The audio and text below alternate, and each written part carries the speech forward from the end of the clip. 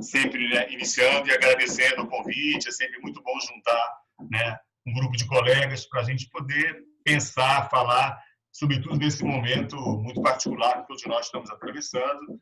A Suzana perguntou um pouco, né, qual o título mesmo, o que é o encontro hoje, vai abordar o quê? Eu respondi para a Suzana dizendo, na verdade, eu conversei com a Vera ao telefone e nós entendemos que poderíamos manter o mesmo título, Desafios do Isolamento, né, número 2, na medida que é o segundo encontro, porque é uma questão que insiste. Até foi por aí que eu fiquei avaliando por onde, né, começar a minha fala. Claro, milhões de coisas me ocorrem. Nós nos encontramos tem mais ou menos um mês atrás, um mês e meio, e nesse momento tão concentrado de fatos, obviamente, muitas águas rolaram e algumas questões vêm se revelando mais agudas, né? Nesses 45 dias, mais ou menos, né? Entre o nosso encontro anterior e o de hoje. Eu estava aqui, até fiz algumas notas, né? E no primeiro encontro, eu lembro que eu propus pensar, e a gente, né, falou a beça, sobre o isolamento, o desafio do isolamento, a partir, né, daquilo que a situação do isolamento nos impôs, lembram? Aí nós falamos do hiperconvívio, do distanciamento do trabalho, da saudade das pessoas queridas, como Vera dizia há pouco, da saudade daquele aperto que a gente até achava ruim, mas agora a gente acha bom, porque não era marcado por uma ameaça, né? Então, no primeiro encontro, nós falamos dos desdobramentos que o isolamento impôs a todos nós. A lida com o outro, a dificuldade no campo do outro, com o outro, etc. Hoje, eu pensei em abordar, nesse segundo encontro, um desafio por um outro ângulo, porque é um ângulo que vai me interessar para pensar algumas questões que eu acho que no consultório vem se impondo, que são questões ligadas aos estados traumáticos, que eu vou tentar costurar com as neuroses atuais. Claro que vocês vão prestar atenção como é que na minha fala a palavra atual vai se repetir como um certo refrão, porque é o atual do, né, do contemporâneo, mas tentando fazer com as neuroses atuais do Freud, que eu vou desdobrar. Então, eu pensei em abordar o desafio do isolamento nesse segundo encontro. Eu vou fechar aqui de todo mundo, é melhor, né?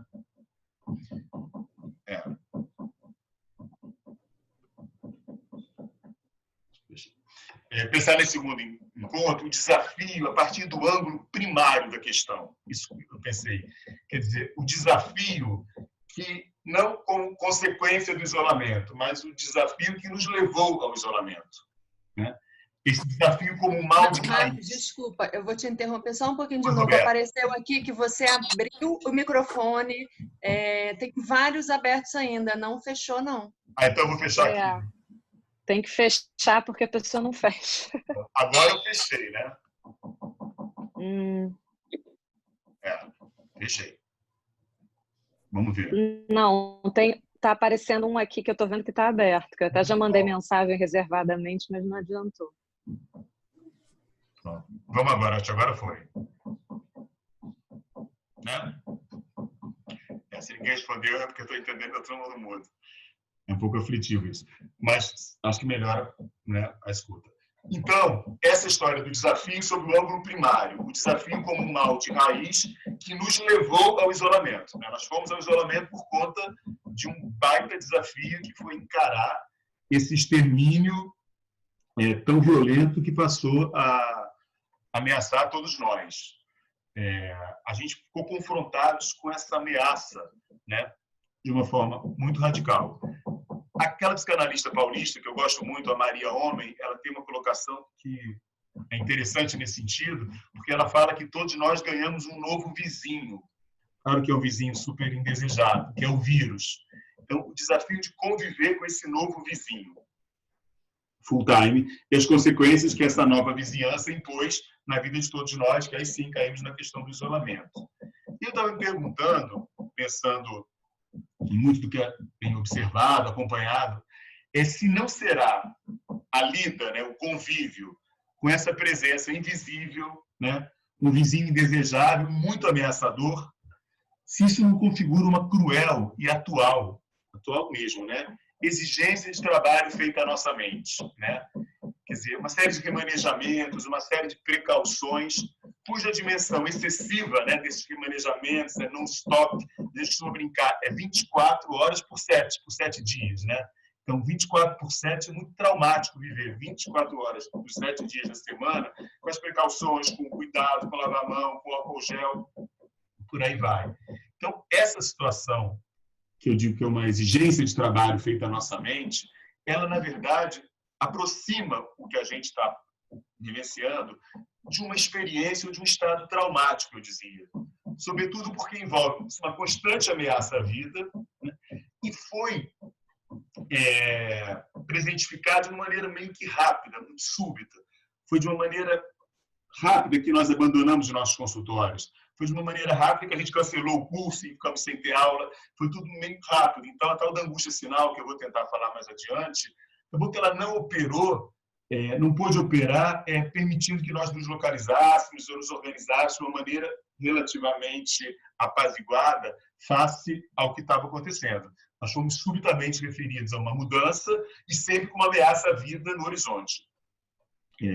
Então, para além desses desafios que já são excessivos, né, que o isolamento produziu, acho que é importante a gente reconhecer, né, que o convívio com essa ameaça ela é muito desafiante, porque tem uma dimensão, os autores, muitos colegas têm falado nas lives, né, uma dimensão catastrófica mesmo em jogo, né, porque as coisas se desencadeiam, elas andam por si próprias, a gente não consegue antever, a gente não consegue saber como é que vai acabar, a gente não tem muito bússola para lidar com essa dimensão catastrófica que anda por si própria, sem que a gente tenha, de fato, recursos administrativos relativamente eficazes. Um certo desamparo perante essa dimensão catastrófica. E aí, eu estou usando várias metáforas ligadas à pulsão, porque eu quero articular a questão do trauma com a analogia com a pulsão. Então, nós temos uma exigência de trabalho feita à nossa mente, né, de produzir significação para isso, e nós temos também um perigo constante, que a gente pode brincar com a pulsão, uma força constante, né, exigindo significações para essa vulnerabilidade para a qual nós fomos remetidos subitamente. Então, uma força constante, um perigo constante, uma exigência de trabalho feita à nossa mente para produzir sentido para a gente, o que está acontecendo. E nesse ângulo, o que a gente lembra, e foi uma forma de produzir o primeiro sentido para o que o mundo inteiro passou a enfrentar, a gente teve uma primeira significação, foi meio coletiva, né, para organizar essa situação. Foi uma significação, uma metáfora bélica, que, obviamente, funcionou e funciona como uma bússola. Mas eu quero mencionar o que teve de eficaz enquanto bússola para pensarmos, né, o desalento que a gente foi remetido e, ao mesmo tempo, o limite dessa imagem bélica, que foi a imagem da guerra. Gente, nós estamos numa guerra. Só que é uma guerra com inimigo invisível. A metáfora da guerra, acho que para o mundo inteiro, ela vigorou. Eu insisto, ela tem uma dimensão de bússola, mas ela tem uma outra dimensão, que é uma metáfora que não serve tanto. E aí eu ouvi o Romildo Rego, o analista da gente aqui, comentando pontos muito interessantes sobre isso, sobre os limites da metáfora bélica. Porque ele dizia, né, que, na verdade, quando a gente pensa numa guerra, a gente pensa dois lados, né, dois grupos, que é muito importante, que se defrontam, mas eles têm interesses e desejos excludentes.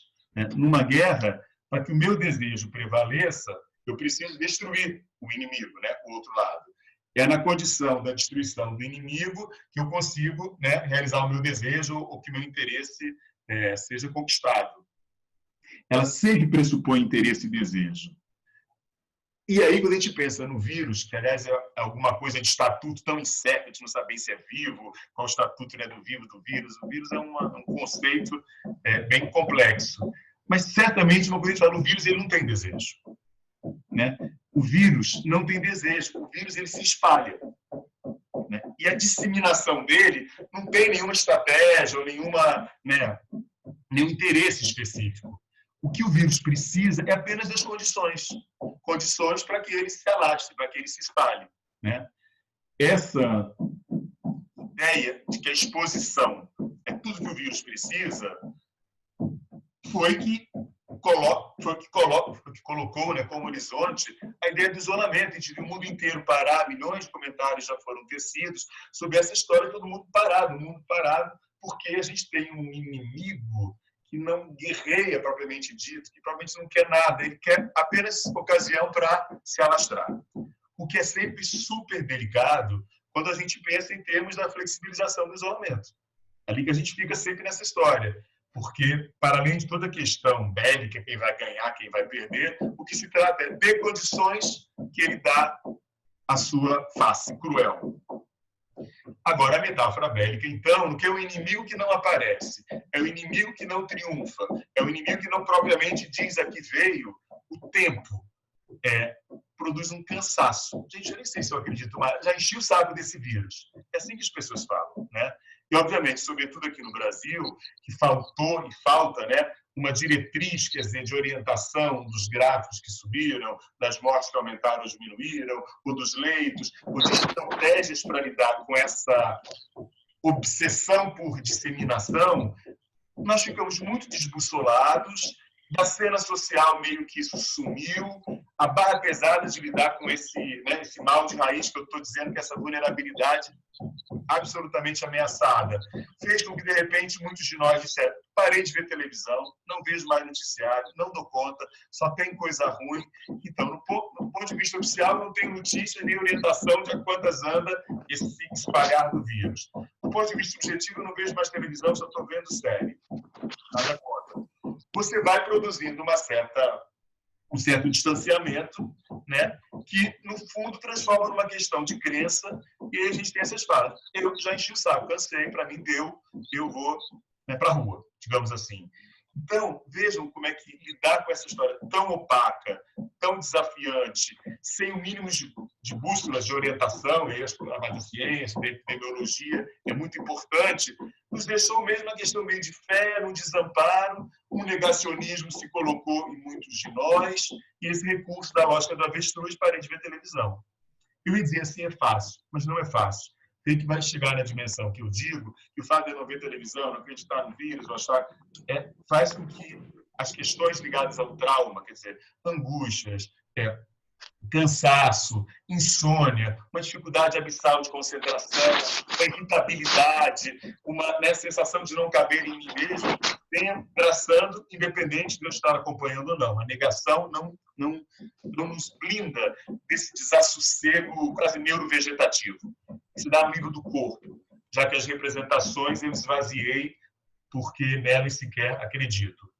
Então, eu não vou deixar de lado, claro, um a um, a singularidade de cada sujeito face a essa situação de tamanho desamparo, mas tem me chamado a atenção a frequência de falas, as mais diversas, tá? Mesmo em contextos diversos. Claro que eu estou angulando mais pelo contexto clínico, mas que são falas, né, gente, que sinalizam literalmente um certo colapso espaço-temporal. Quer dizer, isso não exclui as questões subjetivas, biográficas, históricas, os sonhos. As análises vêm acontecendo na sua dimensão psiconeurótica, digamos assim. Mas, lado a lado com essa dimensão psiconeurótica, tem uma questão meio atual e que envolve o corpo, que sinaliza o que eu estou chamando de um certo colapso espaço-temporal. São falas que muitos de nós já falamos ou já pensamos e certamente já ouvimos. Falas do tipo: não aguento mais ficar aqui. Estou me sentindo preso. Se eu continuar aqui, eu vou enlouquecer. Até eu vou sair independente do vírus, que é uma questão de saúde mental. Pior é esse tempo, porque eu não sei quando é que vai acabar.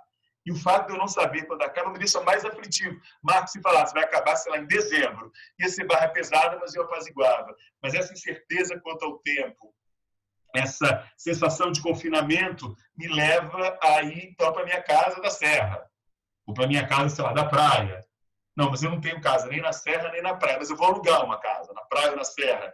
Não quero viajar porque eu tenho que ficar aqui, mas eu vou então alugar um espaço maior, ou uma casa aqui mesmo, ou uma coberturazinha.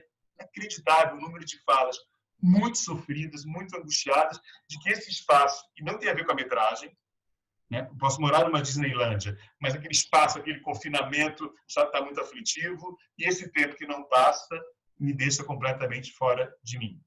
Então, essas falas que eu estou bem cotidianas, mas eu quero dizer, elas revelam o que eu estou chamando de um colapso espaço-temporal, digamos assim, não de uma maneira muito rigorosa, E elas são muito marcadas por essa indisposição subjetiva. As pessoas falam isso com muita aflição, tipo, não dá mais, né, para conviver assim, seja porque eu me angustio, ou porque eu fico cansado, ou porque eu acabo bebendo ou me drogando, tomando muito remédio, ou porque eu estou numa irritabilidade no limite da violência. Você tem violência doméstica, alcoolismo, droga, cansaço, angústia, um certo anuviamento mental, minha cabeça é meio confusa, não consigo prestar atenção nas histórias. Aliás, eu não aguento também ver mais live, que live me deixa super cansado, né? É isso que a gente está atravessando. Isso me leva de novo para as questões relativas aos estados traumáticos, ou as neuroses traumáticas do Freud lá do pós-guerra. Eu vou tentar ir nessa direção.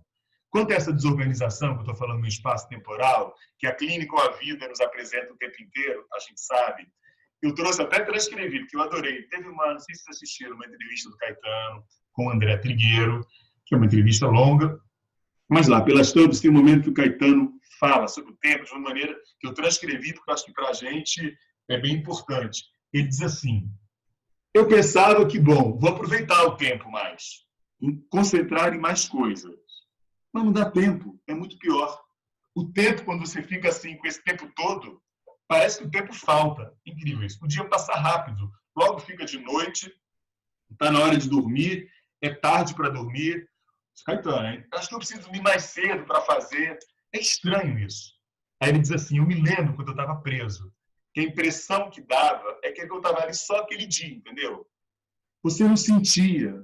Eu, por exemplo, já estamos aqui há 3 meses. Parece que são poucos dias, parece que é o mesmo dia. Eu adorei essa fala, porque todos nós, mesmo que nós não tenhamos formulados assim, mas a gente sente essa história de que o dia parece que passa rápido. Quando eu olho, está na hora de almoçar, mas, gente, eu acabei de... É muito estranho, né? Essa história que passa rápido. Eu mesmo, às vezes, falo, meu Deus, às vezes eu durmo na segunda, parece que acordo na sexta.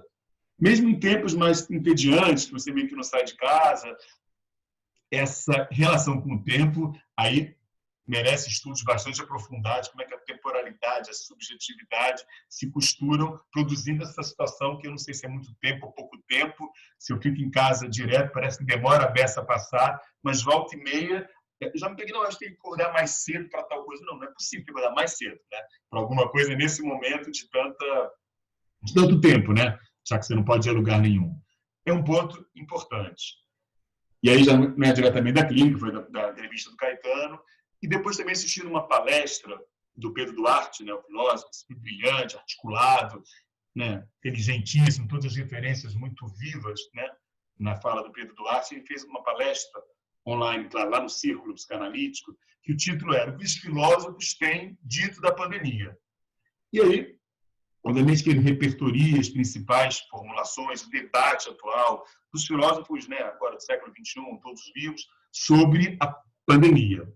E aí uns acham, né, que o risco é do estado de exceção acabar sendo naturalizado, né, que o Estado venha a ter muito controle social sobre a gente em nome da saúde. Outros acreditam que é uma certa derrocada do capitalismo, que dessa o capitalismo vai sair praticamente desestruturados. Outros já colocam o advento de um novo modelo de produção.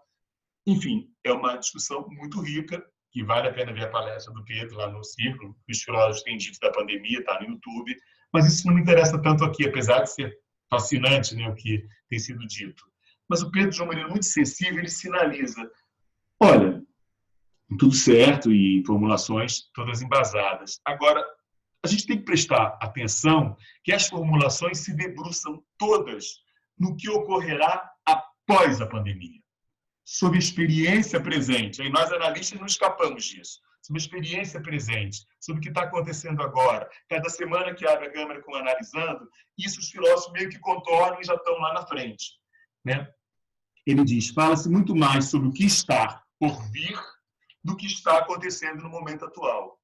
Tá certo, acho que nesse sentido, nós, os analistas, nós temos esse dia a dia com o que está acontecendo no real. Se dormiu, se não dormiu, se estudou, se viajou, se não viajou, se o marido saiu, se o filho saiu, se a pessoa saiu, se tem alguém com Covid, né? Mas esse momento presente, o que eu estou querendo falar, é o nosso desafio do isolamento. E é o desafio que nos levou ao isolamento. E no consultório, a gente não faz tanto isso que o Pedro brinca, ele fala: olha, as reflexões são incríveis, mas a maior parte dos trabalhos, seu Pedro Duarte falando, eu adorei. Ele fala, é marcado por uma certa futurologia. Os autores, todos brilhantes, Agamben, a Judith Butler, não, mas o Agamben, o Jean-Luc Nancy, o Bruno Latour, o Zizek, todos eles estão falando do que será o amanhã. Que no nosso samba popular diz que a cigana leu o destino, né?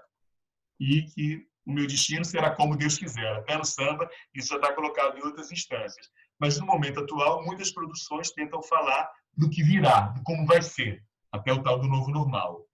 E aí, um comentário que eu gostei na palestra do Pedro, ele pergunta, será que essa ênfase na tentativa de imaginar, de adivinhar, de conjecturar sobre o futuro, não pode ser entendida como consequência, aí junto com o ponto que eu quero trazer, dessa opacidade inerente ao presente, dessa dificuldade da gente abordar?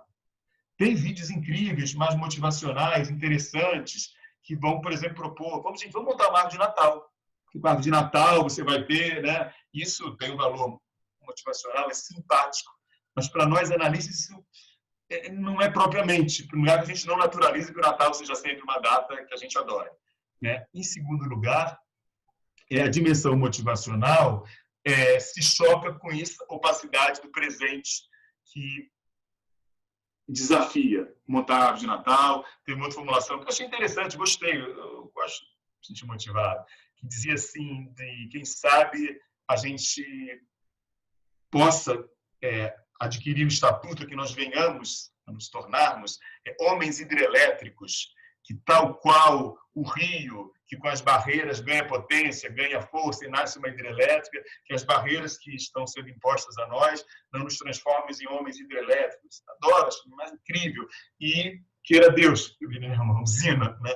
Mas a clínica do analista sempre é uma clínica que lida com o que exatamente não vira homem hidrelétrico, que a árvore do Natal não necessariamente traz um apaziguamento. Eu tive uma situação com a história da árvore de Natal que achei curioso, como é que tudo é muito difícil. A gente fala, não, com isso aqui a gente vai rever nossos hábitos, nosso costume, o consumo. E uma pessoa me dizia, Marco, eu gostei da árvore de Natal, mas vem cá, você já viu a árvore de Natal sem presente? Então, estou adorando, vou fazer minhas compras agora, e aí você vai para o consumo. Aproveitando que o shopping abriu, o online está com promoção. Então, exatamente na onda do Natal, não que o Natal seja consumo, mas eu posso, árvore de Natal tem presente, presente tem consumo. Aliás, eu estou entediado, a Amazon está com cada promoção, eu vou fazer as compras na Amazon, vou colocar a árvore de Natal, e aí tudo meio gosto. E eu acho que a clínica psicanalítica vai lidando com essa opacidade que produz em cada um de nós reações muito específicas. Vera, quer falar? Tem muita gente querendo entrar, dizendo que a entrada está bloqueada. Vera Perestrela. Eu coloquei naquele convite para estar sem senha. Entendeu? Eu estou contando aqui, nós somos 57, então tem lugar na sala. Não aparece para mim pedido de solicitação aqui, tá? Porque está liberada a sala. E acho que o microfone que eu joguei, né? Entendeu, Vera? Aqui não está aparecendo para mim.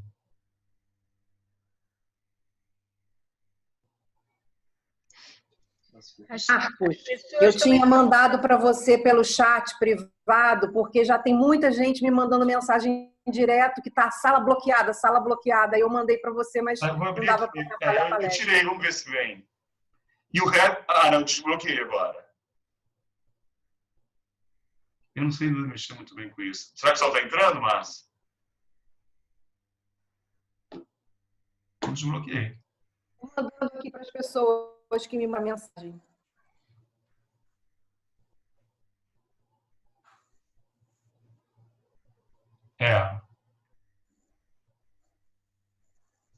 Está desbloqueado. Pode ser. Bom. Ok. Tá? Já entrou gente. Tá. Então, vamos seguir. Desculpa a interrupção. Eu estava, então, pensando nessa opacidade, né?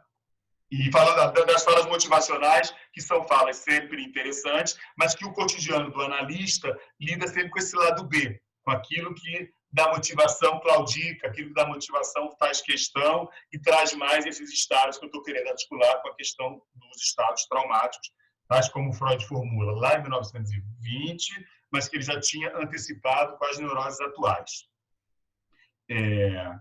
E aí,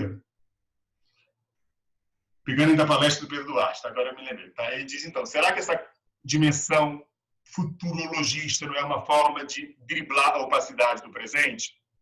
Faz sentido pensar assim, face a essa natureza desconcertante do que a gente está atravessando, a confabulação sobre o porvir seria uma alternativa diante de tanta dor e angústia? Acho que sim.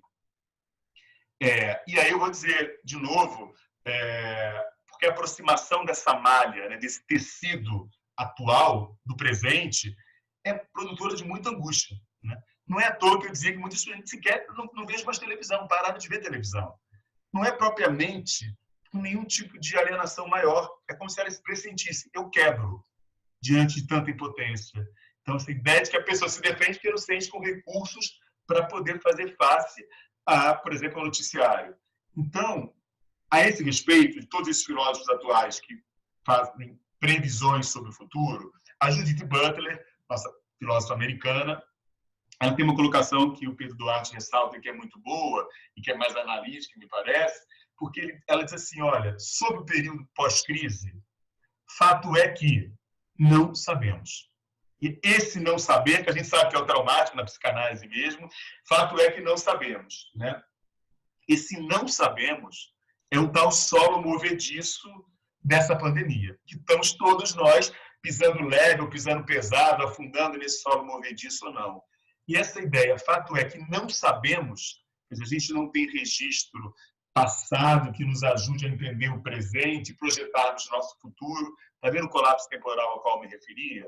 Se a gente fosse pensar um pouco mais na psicanálise, quer dizer, a gente está muito mais no campo de uma construção do que qualquer resgate de sentido interpretativo. Aqui a gente vê o que é a construção e análise do Freud, né? É você ir produzindo algum tipo de borda, algum tipo de litoral para alguma coisa que é tamanha, né? E, portanto, ameaçadora. Então, cada um de nós faz o seu enquadrezinho, aqui eu não quebro, assim eu dou conta. Mais do que isso, para mim, não dá. E o Pedro, pegando os filósofos, ele traz essa dimensão, mesmo na produção dos filósofos atuais, se tem já um bypassar, né, da atualidade em prol do que virá. Essa atualidade, né, da ameaça, que nos pegou de surpresa, vou insistir nisso por causa do trauma, né?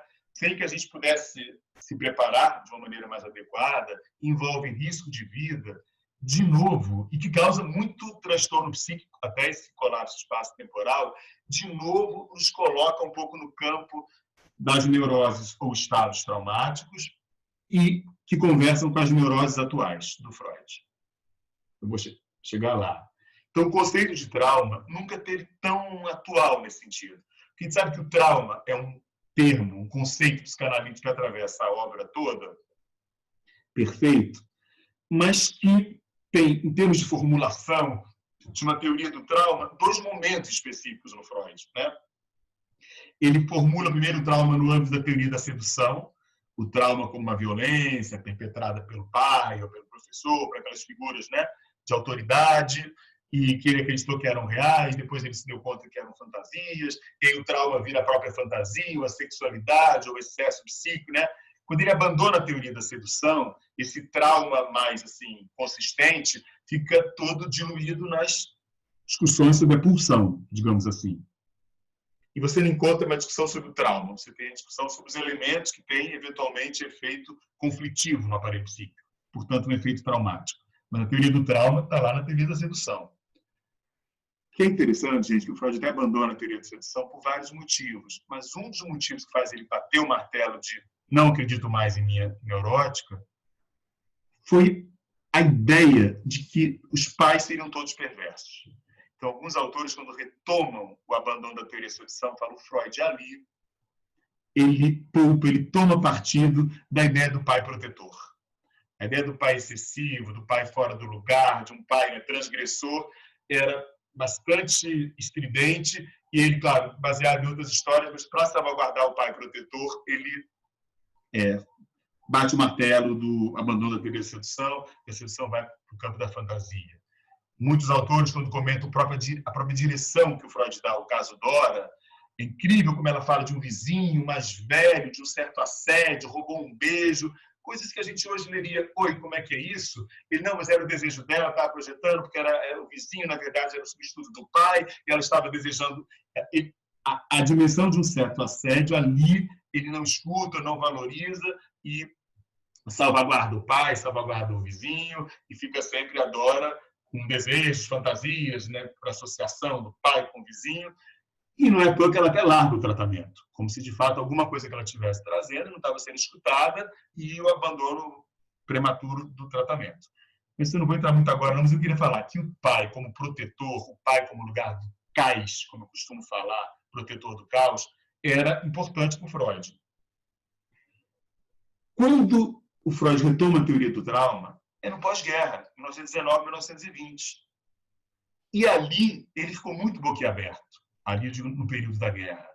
Porque quem estava guerreando não eram civilizações selvagens, bárbaras, regredidas, infantis, pegando um modelo que é bastante problemático, mas que o Freud usava.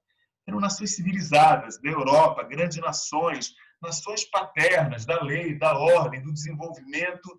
O Freud fala, meu Deus, França, Inglaterra e Alemanha, instituições tão maduras, tão desenvolvidas, com tanta barbárie, tanta violência. A Primeira Guerra foi uma violência inacreditável, a população civil, né? Os mortos, os sobreviventes, todos totalmente desrespeitados, bypassados.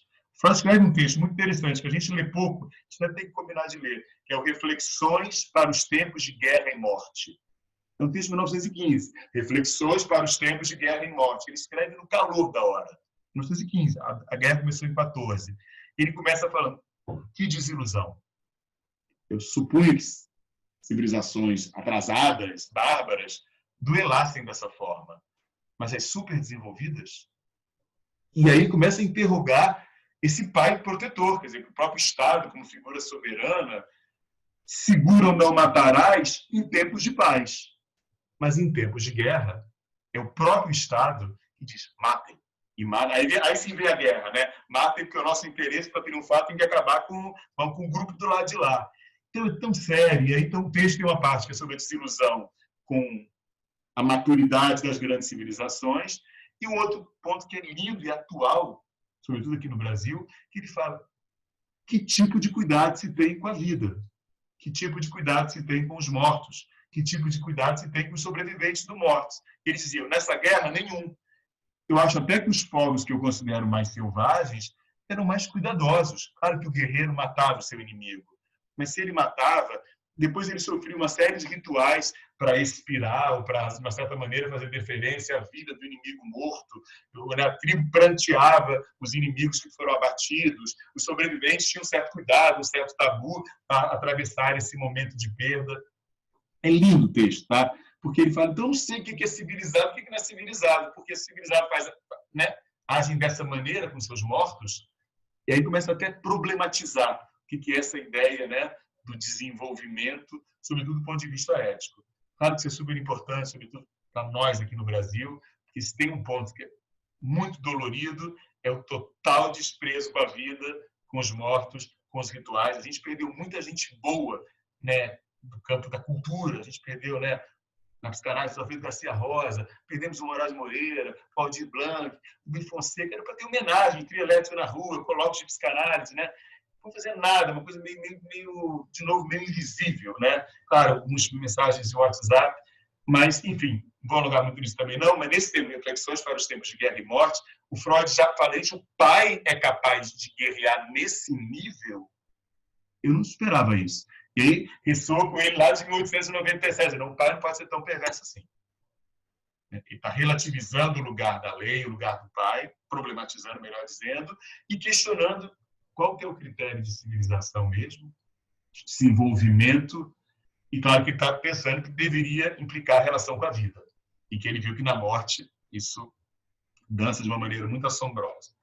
Então, eu estou dizendo que o trauma é importante, o trauma tem dois momentos. A pandemia, gente, não estou querendo dizer que na pandemia agora só tem neurose traumática, ou eu quero até falar estados traumáticos, porque mostra uma coisa mais transitória. não é disso que eu estou falando. Porque junto com essas questões mais corporais, mais do traumático, nós temos sonhos, associações e questões sobre as fantasias dos analisandos hoje em tratamento. Mas o que eu queria dizer é que tem aparecido, ou tem feito questão, cada vez mais, essa outra dimensão clínica, que é mais referida quando eu estou chamando ao traumático, que um autor como Winnicott, que eu não domino, mas ele usa uma expressão que eu estou pegando emprestada, mas assim, bem despretensiosamente, das agonias impensáveis. A criança, né? A tal da agonia impensável do Winnicott, eu acho que está na gente, está nos analisando, tem uma agonia impensável, que eu penso que a gente pode articular com a tal ideia muito divulgada de que a gente está trabalhando de uma maneira mais a horizontalidade na clínica. Acho que a horizontalidade na clínica, que não é simetria, já falamos disso no encontro passado, diz um pouco desse eixo, que é um outro eixo, que é esse eixo traumático, que é esse eixo do desamparo, comparecente no dia a dia do atendimento, e que a gente aborda, acolhe, e talvez até reverbere de uma maneira mais horizontal. Até porque nós não iremos negar, e o analisando sabe, estamos todos no sentido da mesma vulnerabilidade. Acho bem interessante isso, essa dimensão mais referida ao traumático. E, de novo, mas por que você está chamando de dimensão referida ao traumático? São esses desassossegos mais, como pode falar, corporais, somáticos. Às vezes eu brinco, falo uma certa polisculhambose múltipla que a gente tem tido, que ora tem a ver com desassossego somático, ora você tem uma ideia de um cansaço, você tem insônia, já falei, dificuldade de concentração, irritabilidade, essa dimensão propriamente ligada ao tempo que a gente está atravessando. Isso pode ser historicizado? Até pode, mas tem uma legitimidade como desassossego perante alguma coisa que eu estou, de uma maneira rápida e não propriamente tão rigorosa, fazendo eco com a ideia que eu gostei de descrever, as agonias impensáveis. Impensável, porque não tão representável, né? Bate num nível muito primário, portanto, corporal, vou chegar lá. Então, essas duas dimensões, tá? Dimensão do corpo e dessas descargas, que nas neuroses atuais o Freud tanto sobressaltou, sejam descargas sob a forma de ataque de angústia ou vivência crônica de angústia, sejam descargas produtoras de uma moleza, de uma fadiga, de um cansaço, de uma falta de energia, de um estado quase letárgico, né? Nesse nível excitatório, esses transtornos excitatórios têm cada vez mais frequentado, pelo menos parte das nossas consultas que nós analisamos, né? E essas questões mais somáticas, ou de excesso, ou de exaustão, elas obviamente conversam com as questões históricas de cada um. É isso que singulariza o modo como cada um está atravessando esse período. E aí eu encontrei no Freud, eu não lembrava, mas aquele encontro bom, né? Uma forma de enlaçar essa dimensão mais corporal, mais somática, mais atual do sofrimento com a questão mais biográfica, histórica, representacional do sofrimento. Ele diz assim, que o enlace entre essas duas dimensões da neurose atual e psiconeurose, o Freud usa uma metáfora que eu achei linda. Até brinquei, uma brincadeira, talvez de gosto duvidoso, porque é uma verdadeira joia a metáfora que ele faz, porque a metáfora exatamente é a metáfora da pérola. Ele fala a relação entre a neurose atual e a psiconeurose é a do grão de areia em torno do qual a ostra forma a sua pérola. E é genial essa ideia, quer dizer, né? Por quê? Eu fui estudar um pouquinho, não sabia nada da pérola. Porque a pérola, na verdade, é uma defesa da ostra contra um grãozinho de areia que penetra, um pedaço de rocha, um pedaço de cristal, um corpo estranho, o nosso corpo estranho funcional, que para nós também o nosso corpo é muito estranho, e que, tal qual o grão de areia, vai receber uma série de camadas de nácar, ou de madrepérola, né? E a gente vai construindo a nossa história, onde o nosso corpo estranho, que somos nós, vira um ego narcísico, vira uma imagem unificada, onde o meu ego, e aí o nosso segundo semestre de leitura, né? Onde o meu ego recobre o meu id areia, o meu ego pérola, enfim, a gente pode ir muito longe, minha cabeça já fez várias viagens nisso, mas eu adorei pensar, né, a ideia de que a neurose atual, o corpo é o grão de areia, ou seja, um corpo estranho, pulsional, sem objeto, insatisfeito, parcial, fragmentado, né, que a gente reveste através do investimento parental de uma imagem unificada, de uma imagem narcísica, uma pérola, uma joia, né, que é o nosso narcisismo primário, mas que nunca pode negar sua origem num mero grão de areia. Eu acho isso incrível, essa ideia do Freud, né? Então, a clínica hoje está tendo que lidar com essa areia, que tem que jogar água para tirar a areia da praia do pé, que não sai, que não me larga, mais que com a pérola. Você está com a areia no pé, essa areia no pé que é infernal de praia. Eu acho que é a neurose atual. Agora a gente está com essa areia mais em evidência.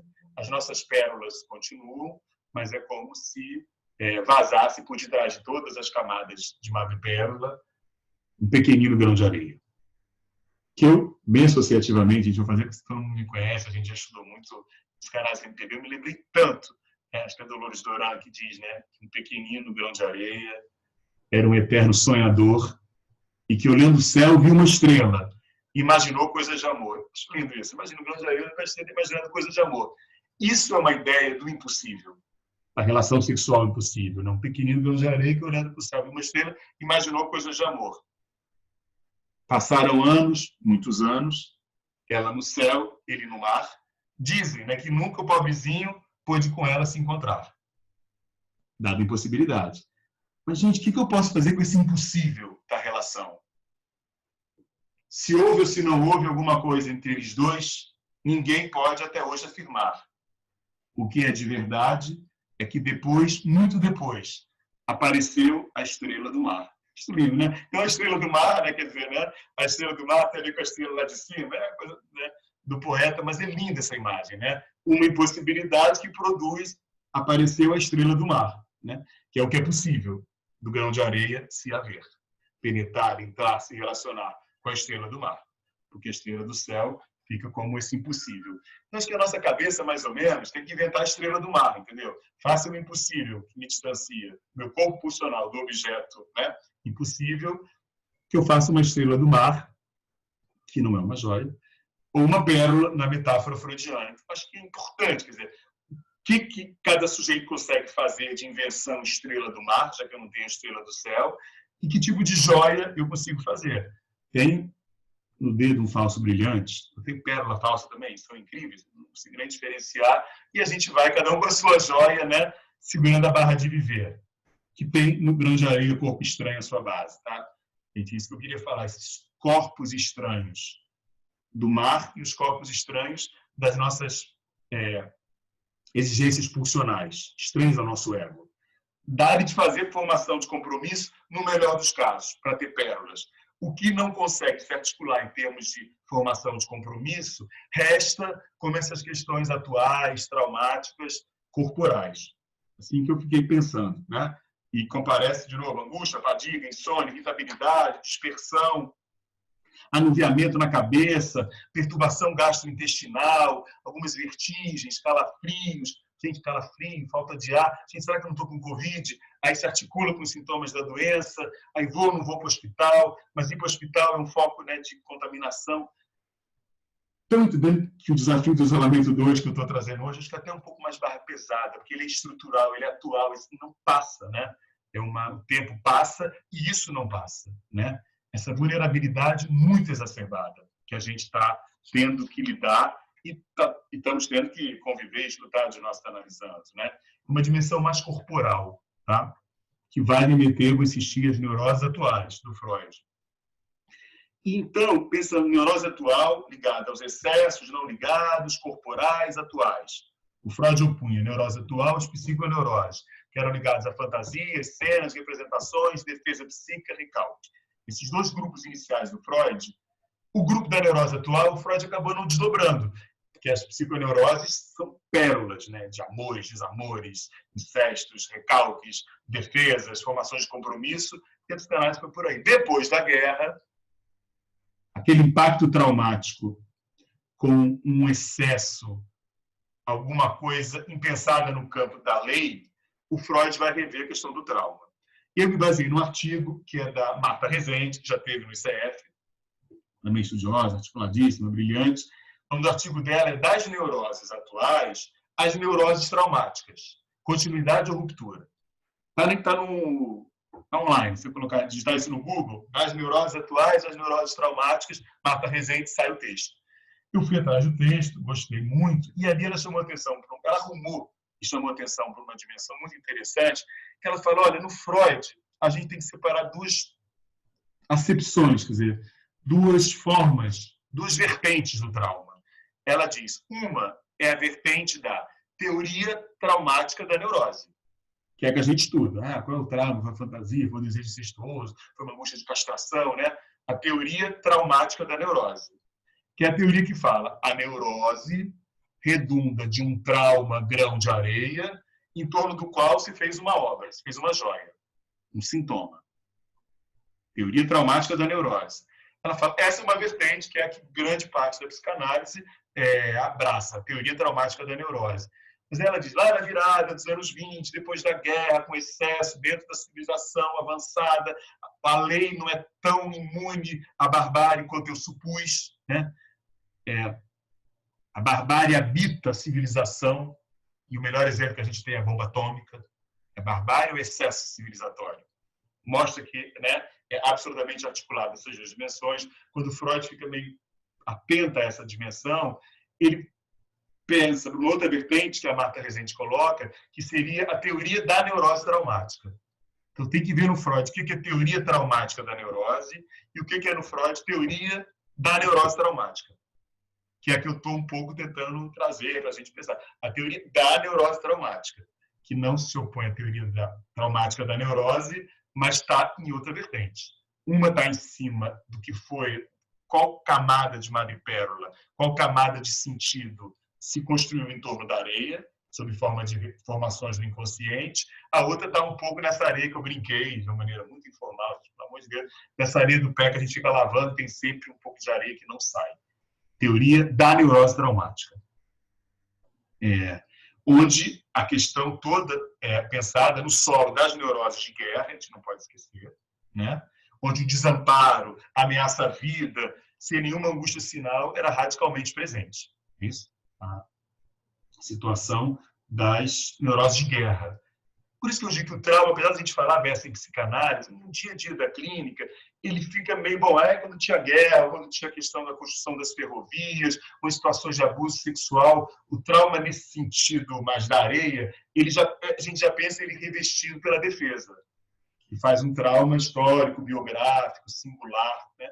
E a neurose traumática trouxe essa dimensão mais atual do trauma, que no momento que nós estamos atravessando faz todo sentido, né? E aí, por quê? Porque envolve ameaça à vida e a falta da angústia sinal. Essa falta da angústia sinal, né, que você seja subitamente tomado pelo pânico, né, ou pela experiência do pavor, gera um certo excesso. Essa é a ideia do Freud. A teoria da neurose traumática está calcada nisso, tá? Seria, sei lá, um certo rasgão, um arranhão, para seguir um pouco nessa metáfora da areia, que é do Freud, não é da Dolores Duran, da areia, que o pavor inviabilizaria a tramitação psíquica do ocorrido, da experiência.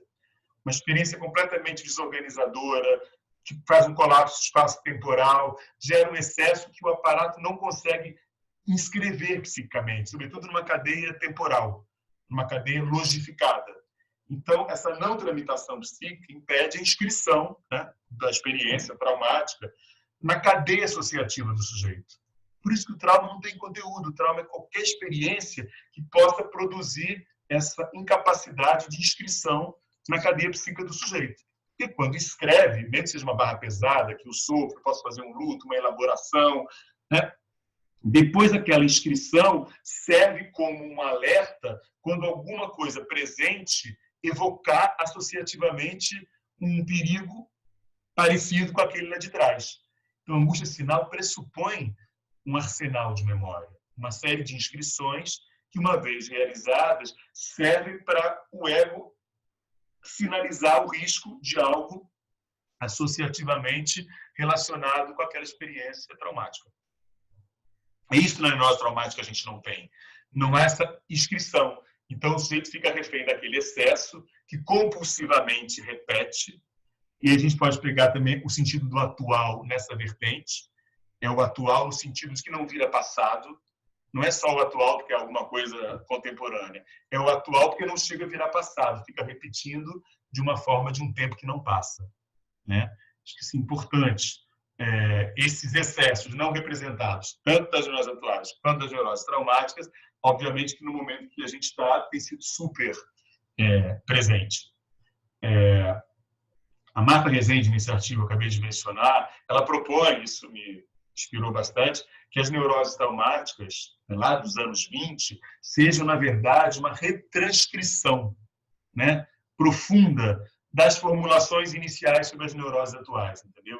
O Freud, com esse resíduo do campo representacional, o Freud estava sempre às voltas um pouco, mas ele mergulhou mais profundamente no campo representacional, mas ele sempre sinalizou isso que esgarça o campo da linguagem, do sentido, a gente pode dizer assim.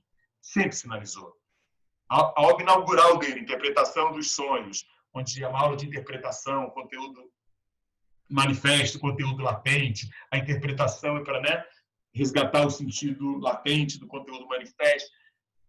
E aqueles exemplos, né, exaustivos de sentidos que se esclarecem a partir da interpretação. Ali tem uma hora que ele fala, mas tem um ponto que o sonho mergulha para o desconhecido. O umbigo do sonho. O Freud pontuou, tinha alguma coisa que era umbigo, inexorável, inacessível, que você nunca vai resgatar, o perdido para sempre. Né? Gente, então, o Freud está em plena primazia do sentido, mas ele já aponta o umbigo do sonho. Na teoria do recalque secundário, que é a interpretação, o resgate, o analista vai tentar desrecalcar as fantasias, né, que foram, enfim, traumáticas.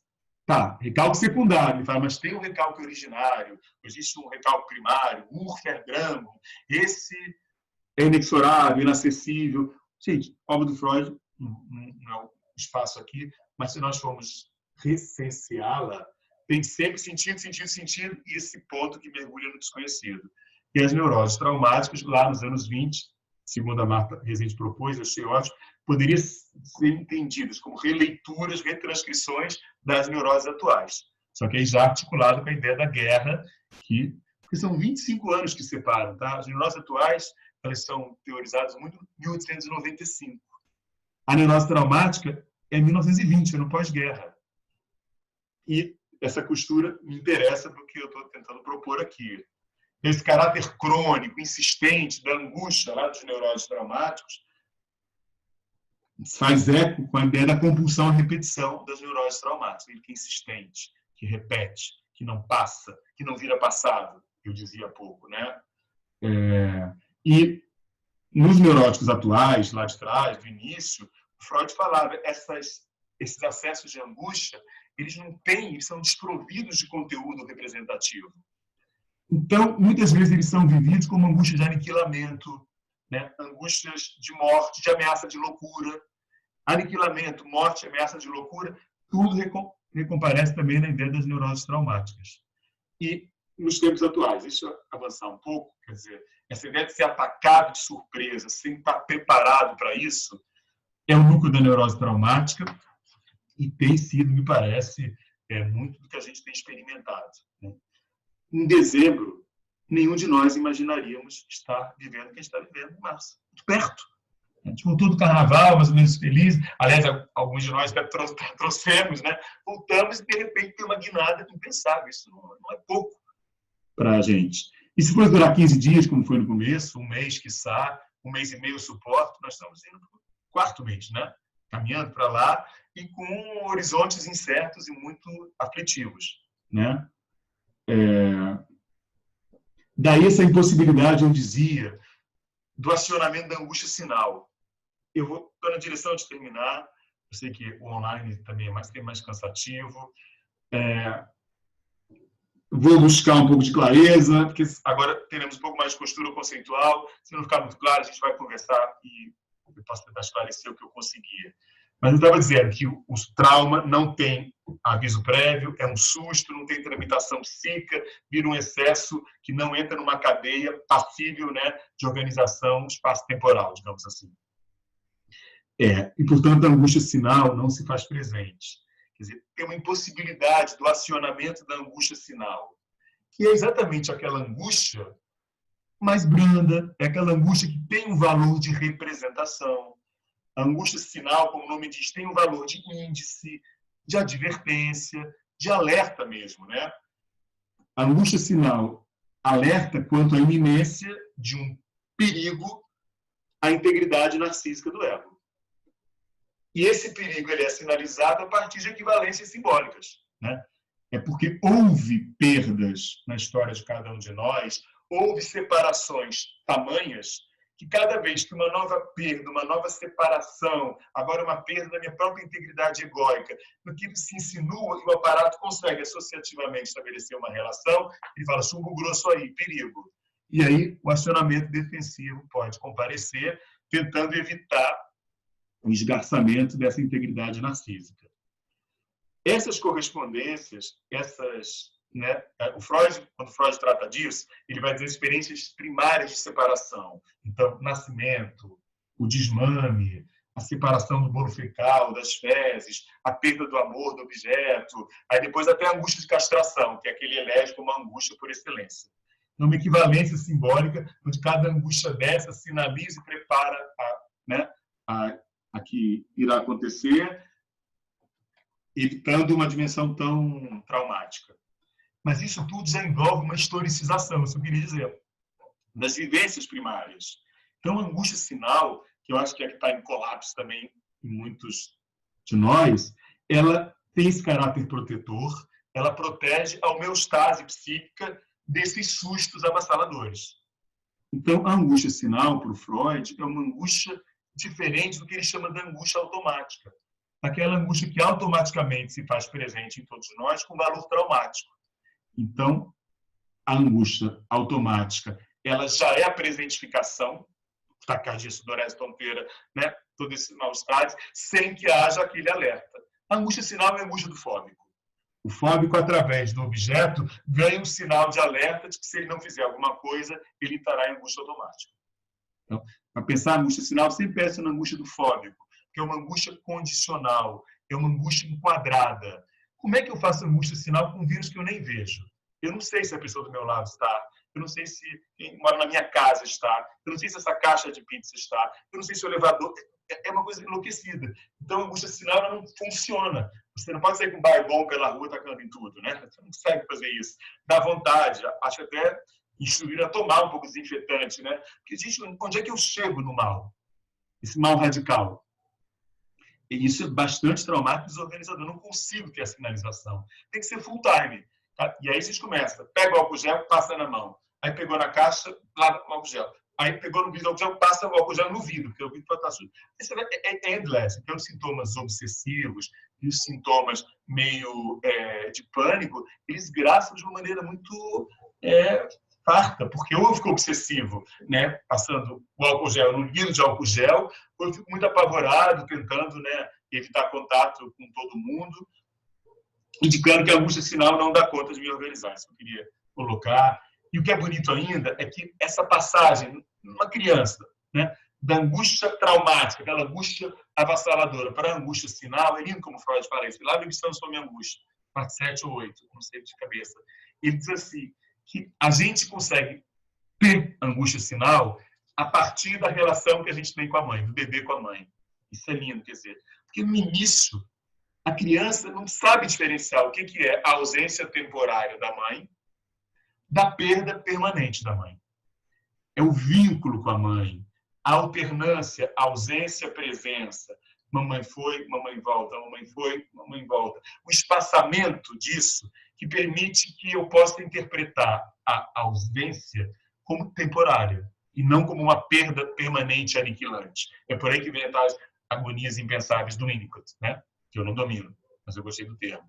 E é interessante essa oposição ausência temporária versus perda permanente, porque não é isso que volta e meia algumas pessoas falam. Marcos, será que vai voltar? Mas vai voltar igual? Eu estou muito angustiado que a gente fique assim para sempre. E se abrir tiver a segunda onda e a terceira onda, né? A psiquiatria está alertando para a quarta onda, que seria a onda psiquiátrica, porque eu acho que não é fácil para muitos de nós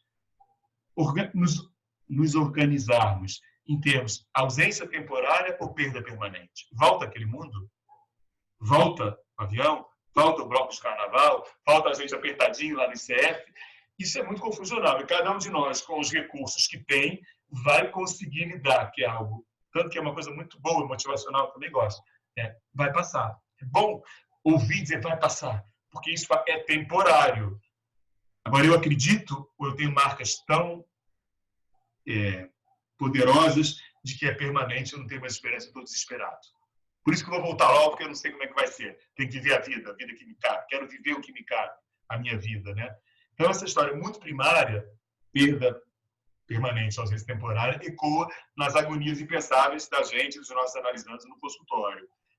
Então, para o Freud, a relação com a mãe vai podendo produzir que essa angústia de aniquilamento primária, antes do objeto comparecer dizendo, estou aqui, não faltarei, serei suficientemente bom para, nas ausências e presenças, fazer você ter uma confiança básica no outro, no objeto. Isso é lindo, a gente sabe como é grave os casos onde a confiança básica não se configurou. É uma angústia que até teve uma palestra no CEP muito boa sobre a lógica do desespero. Né? A lógica do desespero é aquela lógica que se o objeto se afasta, eu estou desesperado. Tanto que o Winnicott tem um texto lindo também. Eu estou falando a beça do Winnicott, mas eu não domino tanto o Winnicott, mas eu andei, claro, esbarrando com ele, simpatizando. Ele diz, o texto A Capacidade para Estar Só, de 1958, que é um texto lindo, é uma césia a capacidade de estar só. Né? Pressupõe as relações de objetos, relações nuançadas, as separações e a capacidade de eu estar só sem entrar em aniquilamento. Acho que eu vou enlouquecer. Fica aqui comigo. Muito interessante. E agora, na atualidade, estamos todos nós testando as nossas capacidades de acreditar que vai passar. Né?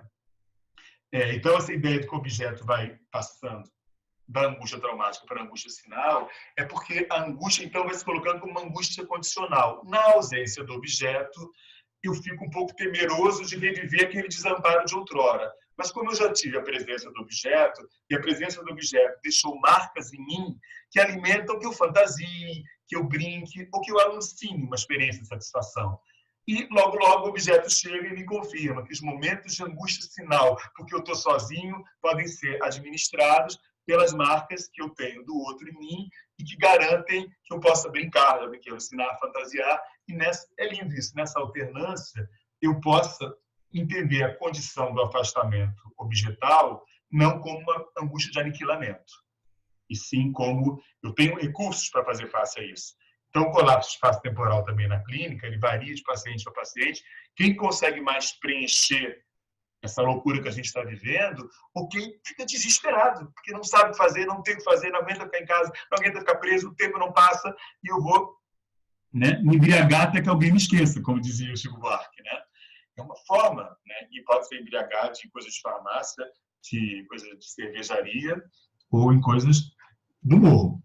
Tanto faz, mas eu tenho que me embriagar, porque eu não tenho ferramentas para atravessar essa ausência da minha liberdade de ir e vir, que queira Deus que seja temporária. Então, essa ideia eu adoro, dizer que a passagem da angústia automática para a angústia sinal se faz na relação com o outro, é um desafio para todos nós, ainda mais em tempo que a gente está tão desprovido do outro. Um pouco esse é o panorama por onde eu andei para querer dizer que tem algo na clínica dessa dimensão de agonia impensável, de dúvida se a perda é permanente ou se é uma ausência temporária. E nessas horas o meu corpo pula na cena como um corpo estranho, isso eu queria falar, tal qual a base da neurose atual, e que faz um tempo que não passa. E aí, para contrariar a máxima popular que diz as coisas dolorosas com o tempo passa. Eu acho que a neurose traumática, que o Freud nos ensinou, que não é garantia que com o tempo passa. Passa no tempo. E o tempo aí é o tempo no caso da transferência. Acho que a análise ela vai exatamente tentar propor um tempo para que no tempo da transposição, no tempo da transformação, no tempo da fala e da elaboração, aquilo que com o tempo não passou, possa ganhar um tempo e nesse tempo passar. Eu acho importante demais essa ideia, tá? Não é com o tempo, é no tempo, né? A transferência ela possibilita um pouco esse espaço de ressonância temporal. A pessoa fala de novo, não aguenta mais falar. E nem estou falando mais daquilo. Lembra como é que eu falava? Agora não falo mais. Agora estou falando de outra coisa. E isso é esse remanejamento que eu estou brincando, espaço-tempo. Não. Estou pensando como espaço-temporal que nos momentos que correm estão distantes de muitos de nós. Né? E aí eu acho que a análise, a horizontalidade da análise, se a gente quiser falar aqui, é uma forma de dizer, no tempo da nossa experiência, isso pode tomar uma outra dimensão. ainda vai demorar um tempo para a gente poder dar risada. Mas quem sabe, né? Eu acho que essa aposta o analista tem que sustentar em cada sessão, em tempos onde tudo está tão colapsado nessa vertente, né? Que a angústia sinal pudesse ser guardiã de uma homeostase. Bom, o que eu preparei foi basicamente isso. E, bom, a gente pode conversar, eu queria ouvir um pouquinho vocês, tá? E aí, para isso, que eu quero agradecer mais uma vez o convite, agradecer a atenção de vocês. Eu vou aí abrir os microfones, claro, né? Eu me organizo aqui. Peraí. Pronto. Pronto. Eu destravei o microfone.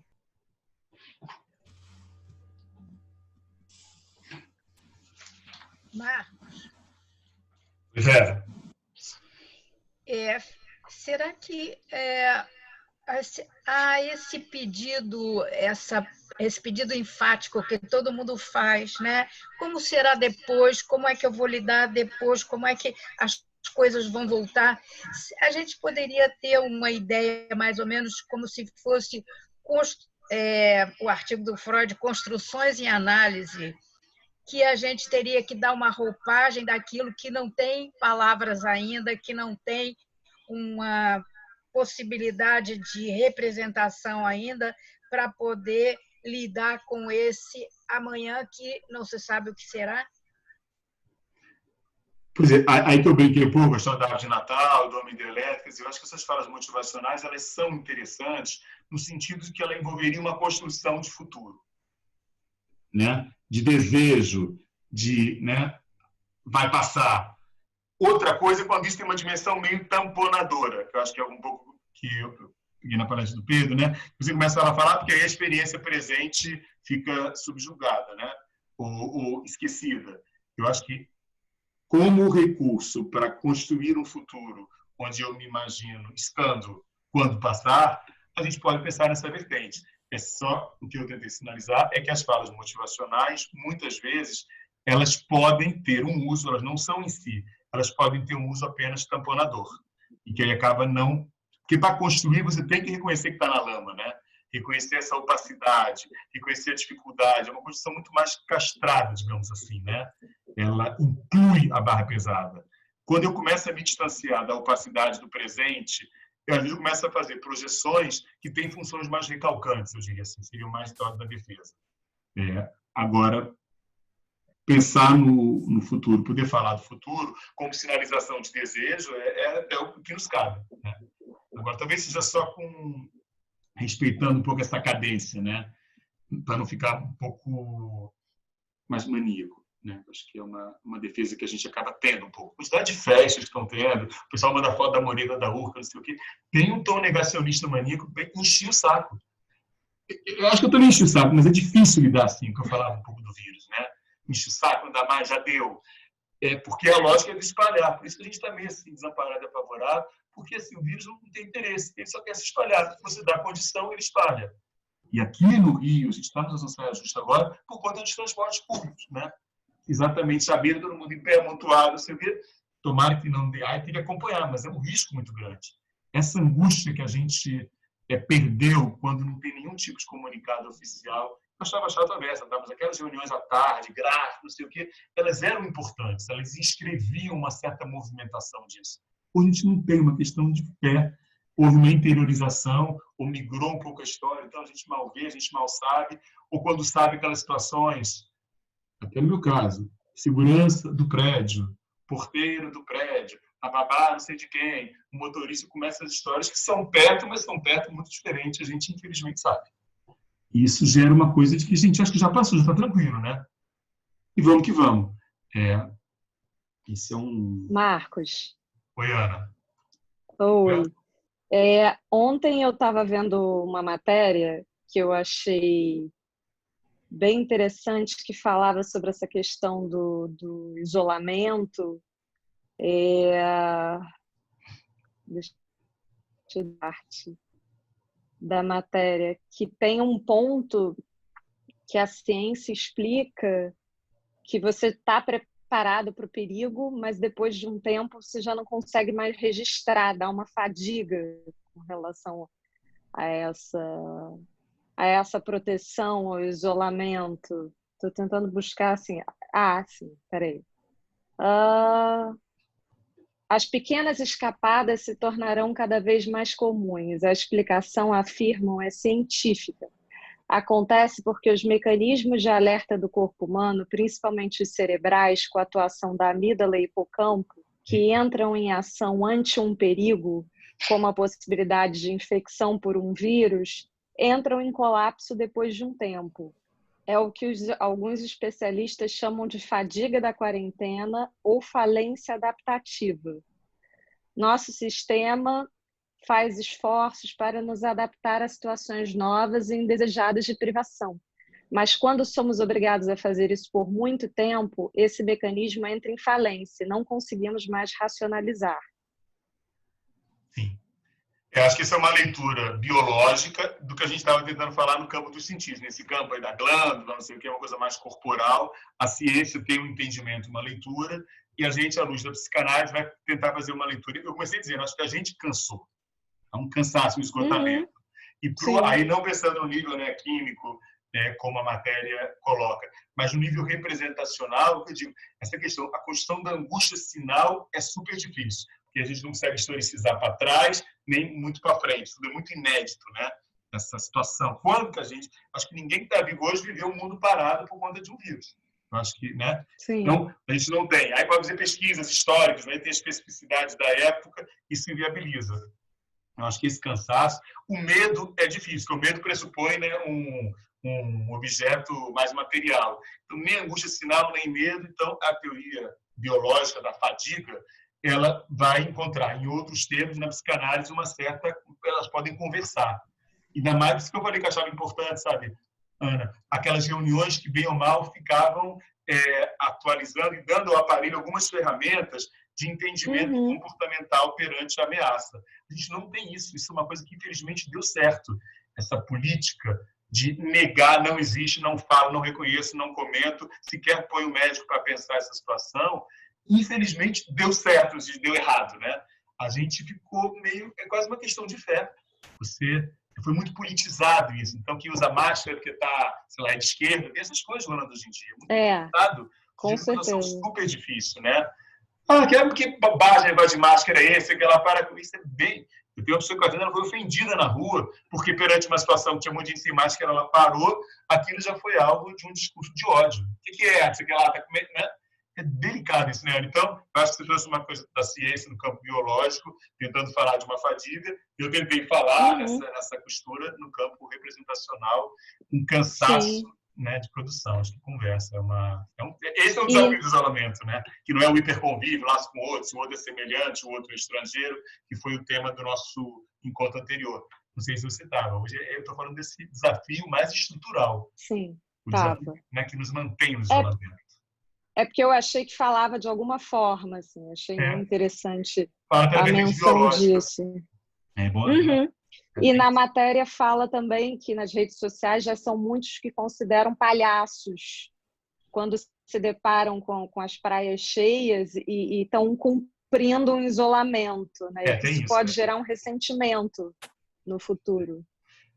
A gente que pode estar em casa, se ela tem alguém na praia, mas o pessoal é que não está tendo muita força. Mas tem uma médica que postou, e depois ela foi até para a televisão, ela falou assim, vai para a noitada que eu estou te esperando aqui.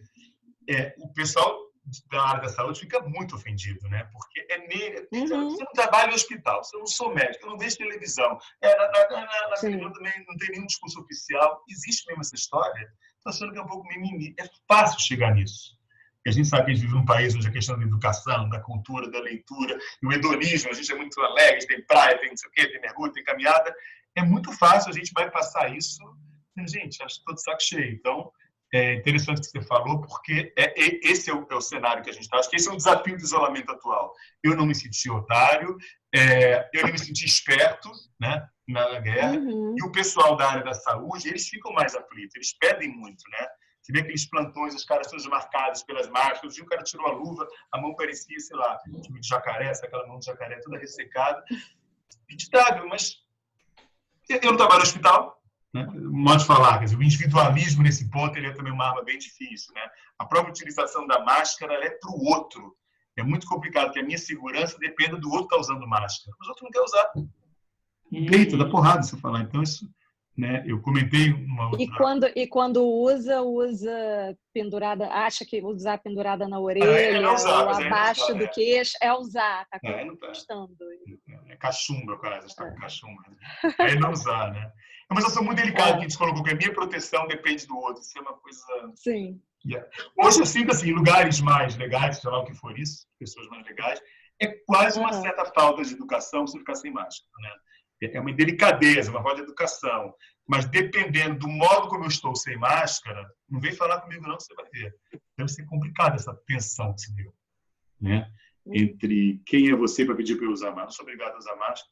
Teve uma cena na televisão, tem bastante tempo, logo que ficou obrigatório o uso de máscara, uma página de uma farmácia, que o segurança falou, tem que usar máscara, tem que usar máscara. Tem que usar máscara. Então tá, me dá a máscara. Colocou aqui na cabeça. Você não falou onde tem que usar máscara, mas não falou onde. Você é filmado. De matar. Um páfia, uma arrogância, uma certeza de que, bom, não falou onde é que é, vou usar. Se é que eu uso, beleza, eu uso. Ele colocou aqui em cima, sabe? Aí é uma questão aí de laço social, é um outro encontro que a gente precisa fazer para pensar como é que essa dimensão do que o outro importa se inscreve, né, de uma maneira mais efetiva. Se o meu individualismo ele é acima de... Eu não trabalho no hospital, problema do médico. Sim. Ele ganha para isso, trabalha para isso. Complicado. De um certo egoísmo, né, Marcos? É o que eu chamo como um subproduto do individualismo. Sim. As apostas mais otimistas que tem, elas são apostas de que a rede se fará, de que nós ficaremos mais fraternos, e a gente torce para isso. Mas, como tudo, não há garantias, né, de que isso... E agora, esse primeiro respirar pós a barra pesada não está aparentemente indicando tanto que a gente consiga reforçar os laços fraternos, né? Mas eu vou ter que esperar. De novo, não vamos fazer futurologia, né? Esse é um ponto.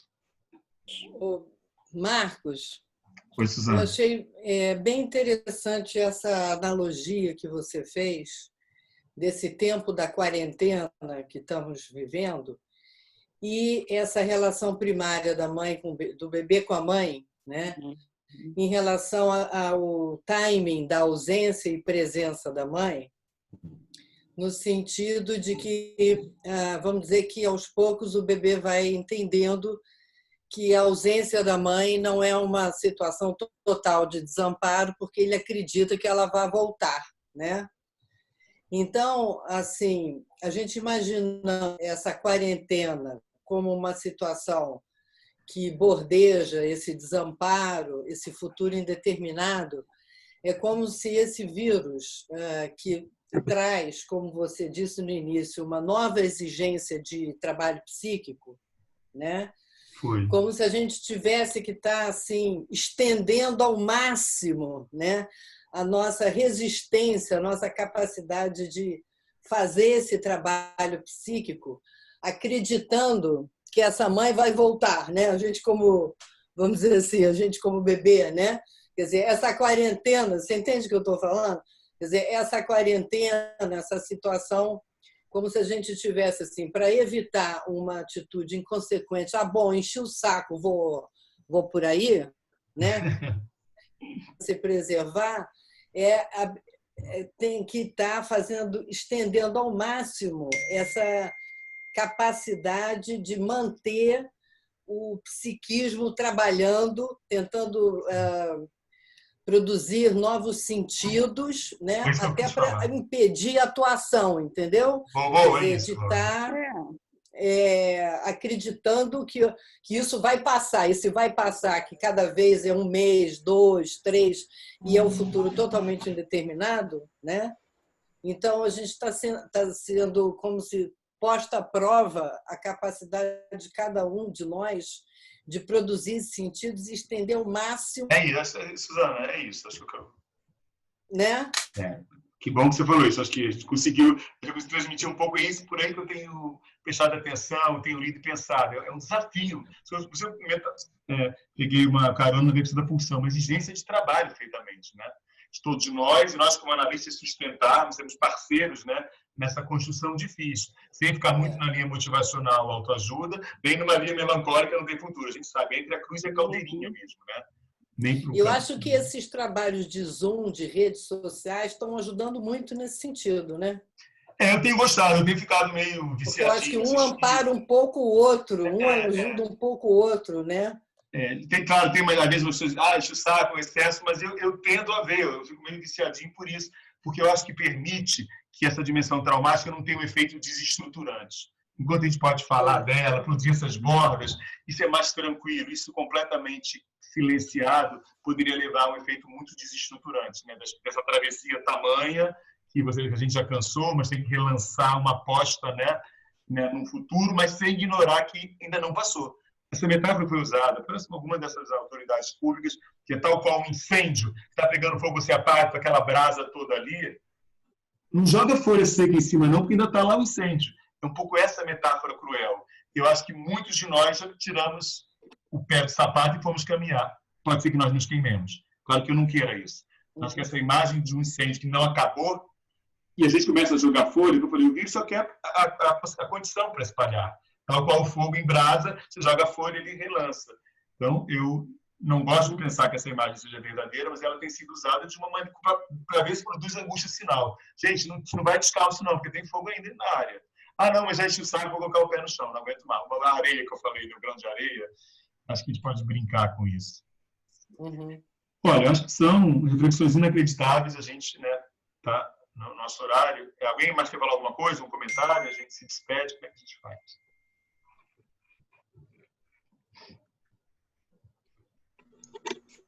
Bom, eu só queria te agradecer muitíssimo, te dar um beijão, morrendo de saudade. Foi muito bom, muito gostoso estar com você, sempre falando coisas muito interessantes, sempre ajudando muito a gente. A saudade é muito grande dos nossos encontros. É verdade. Eu acho que é isso que a gente tem que dizer. Eu estou doida para chegar ao nosso curso, enfim, começando em agosto. Tá por aqui mesmo. Aí a gente vai fazer, né? Não vai ser esquema assim de palestra, a gente vai fazer uma leitura linha a linha do Egwid. Isso, perfeito. Faço texto lá, volume 19, quem for fazer, traga o volume 19. A gente vai lendo e, claro, vamos tentar costurar as questões do texto com o momento atual. Acho que esse é o desafio, né, do nosso seminário de leitura. Vou me esforçar. Ô Vera, o contato com o IFC está sendo feito por e-mail ou tem alguém atendendo o telefone lá? Olha, você já está inscrita na palestra do Marcos.